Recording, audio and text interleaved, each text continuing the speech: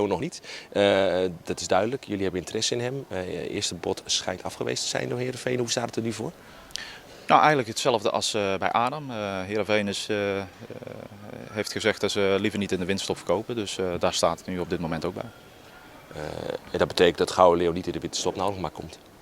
Never say never, maar het is wel op het moment dat Heerenveen zegt van het is in de winterstop absoluut onbespreekbaar. Dan is dat onbespreekbaar en dan moet je dat respecteren en dan moet je daar mee verder.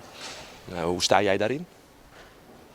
Nou ja, heel simpel. Hè. Als je eenmaal je interesse uit hebt gesproken en je hebt een bod gedaan, dan heb je als AZ interesse in zo'n speler. Die voeg je liever vandaag dan morgen toe.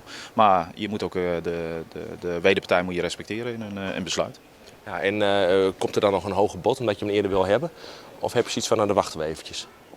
Nee, volgens mij hebben we met alle respect geboden zoals we hem inschatten. Dus het is niet zo dat dat dan heel veel gaat schelen. Nee. Zonder Gouden Leeuw naar Turkije.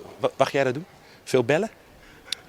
Nou, ik ga eerst gewoon met de groep mee en de dagelijkse dingen meemaken. Gesprekken voeren met een aantal mensen. En ja, zo ziet mijn dag eruit. Ja, daar ben ik altijd wel benieuwd naar, zo'n directeur voetbalzaken. Dan komt zo'n transferwindow weer open. Gaat het dan weer meer kriebelen? Want die maanden ertussen lijken relatief rustig.